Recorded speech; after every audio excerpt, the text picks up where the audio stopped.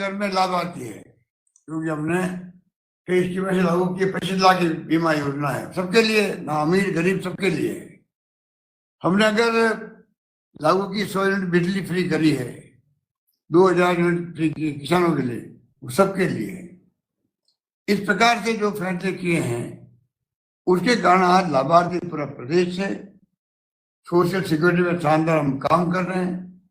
1 करोड़ लोगों को हम पेंशन दे रहे हैं, जिसमें आप सबको मालूम है कि किस प्रकार बुजुर्गों को, निसज्जनों को और किस प्रकार विधवाओं को पेंशन मिल रही बड़े रूप में। मैं प्रधानमंत्री जी कहना चाहूंगा, कृपया करके आप ये कहते हैं कि हम सरकार बनेगी तो मैंने जो कहा था आप जो है गारंटी दो वादा निभाने की, आपने गोलमोल जवाब दिया। आपने ये नहीं कहा कि मैं ओपीएस लागू किया गया राजस्थान में उसको मैं लागू करूंगा। आपने ये नहीं कहा कि मैं यहाँ की सरकार 25 लाख का बीमा दे रही है, वो बीमा मैं खुद लागू करूंगा। आपने नहीं कहा कि जो 1000 रुपये दे रहे पेंशन के हम लोग राजस्थान में, सोशल सिक्योरिटी एक्ट बनाऊंगा और मैं भी कम से कम 1000 रुपये दूंगा विधवाओं को, निसज्जनों को, बुजुर्गों को। 200 रुपये देते, 200 रुपये। आप बताइए कितना बड़ा फर्क है। ये नहीं कहा गैस सिलेंडर 500 में दे रही स्टेट गवर्नमेंट, हम भी 500 रुपये में देंगे, ये नहीं कहा आपने। तो आप जो है जनता को भ्रमित करने में आपका जो तरीका है मैं उसको उचित नहीं मानता। आप प्रधानमंत्री है, आपके पति गरिमा है, पर आप चुनाव जीतने के लिए जिस प्रकार आप और आपके साथी केंद्रीय मंत्री मंडल के पूरा कुटुंब बैठा हुआ राजस्थान के अंदर, धावा बोलते राजस्थान के अंदर, आपके सब नेता क्या क्या बोलते हैं, झूठे आरोप लगाते हैं, वो आपको मालूम है क्या क्या हो रहा है। तो मैं आपको कहना चाहूंगा कि राजस्थान ने इतिहास ऐसा बना दिया है, शिक्षा के क्षेत्र में हम बहुत आगे बढ़ गए हैं। सारी संस्थाएं हमारे राजस्थान के अंदर, IIT, IIM, IIIT विश्वविद्यालय, 96 विश्वविद्यालय बनना किसे कहते हैं। तब मैं समझता हूं कि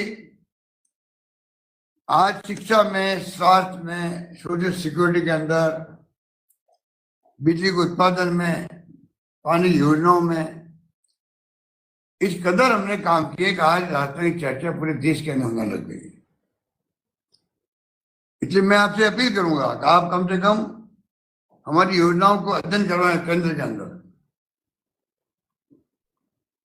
और जब आप देश में लागू करेंगे, OPS लागू करो, राइट टू हेल्थ एक्ट बनाओ, मिनिमम इनकम गारंटी एक्ट बनाओ, और राष्ट्रीयकृत बैंकों को कर्जा माफ करे। हमने कर्जे माफ किए 15 लाख करोड़ के राजस्थान के अंदर।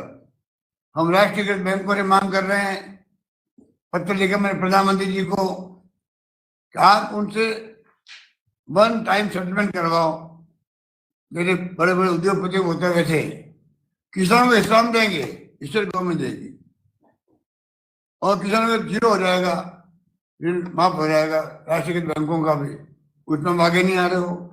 तो जो ये बातें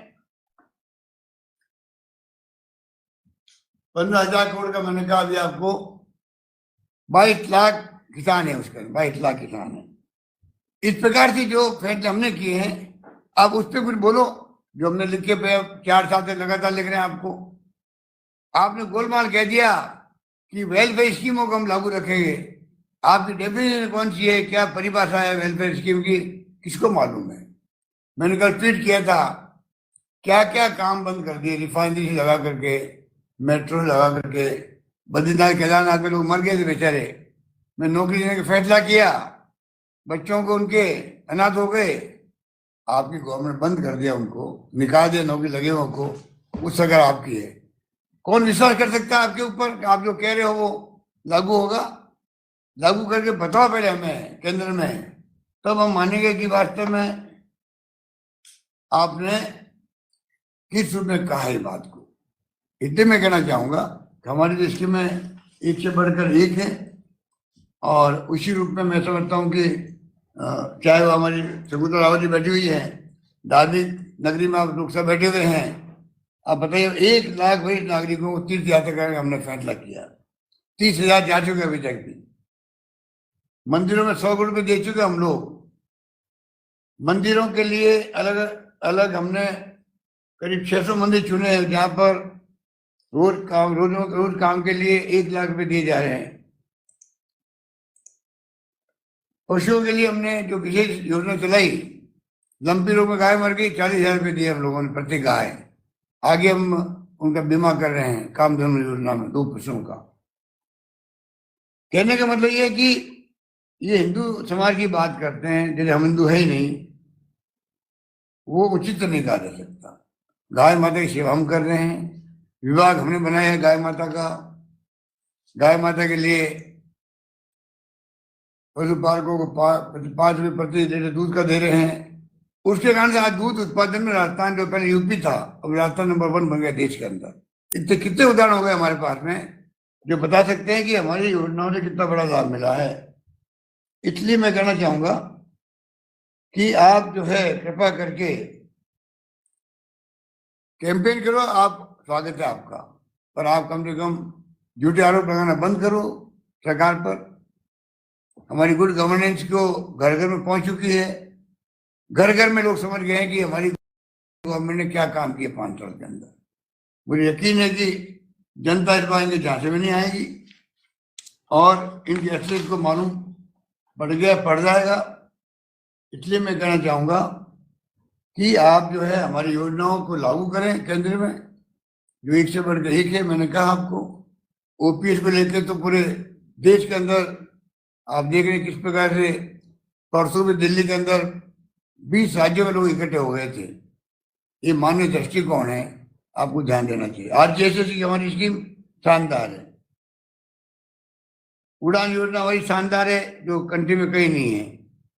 इस प्रकार से हमारी योजना की लंबी लिस्ट है। मैं अभी इस मौके पर नहीं कहना चाहूंगा, आप सबको जानकारी होगी, अधिकार लोगों को। मैं आपसे अपील करूंगा आप सब उन योजनाओं के बारे में जानकारी प्राप्त करें और जानकारी लेके आप उस गरीब तक पहुंचाएं जिसका आवश्यकता है। क्योंकि आज जो है कई लोग ऐसे भी होते हैं जिन तक योजना पहुंचती नहीं है। इसलिए मैंने राज शिविर लगाए थे, उसका लाभ ये मिला। पहले हमारी योजनाएं कई कारणों से गरीब तक पहुंचती नहीं थी। महंगे राज शिविरों ने, मैं समझता हूँ कि इतनी उपलब्धि हासिल की है कि 1 करोड़ 82 लाख परिवारों ने कार्ड लिए आकर के वहां, और 7 करोड़ 80 लाख के आसपास लोगों ने गारंटी कार्ड ले लिए हैं। तो आप सोच सकते हैं कि हमारी गवर्नेंस बहुत शानदार रही है। हमें इस बात विश्वास है कि जो हमने सोचा था, वादा किया था आपसे, वादे अधिकार पूरे हो गए हैं और जो हमने कहा वो करके दिखाया है। और जनता का मूड लग रहा है इस बार मुझे, क्योंकि बिना जनता के आशीर्वाद के कोई सरकार बन नहीं सकती। माई बाप जनता ही होती है। मुझे यकीन है कि इस बार जो माहौल बन गया उसमें जनता का आशीर्वाद मिलेगा और सरकार पुनः हमारी बनेगी, पूरे यकीन है। यही बात कहते हैं मैं अपनी बात समाप्त करता हूँ। धन्यवाद। जय हिंद। धन्यवाद।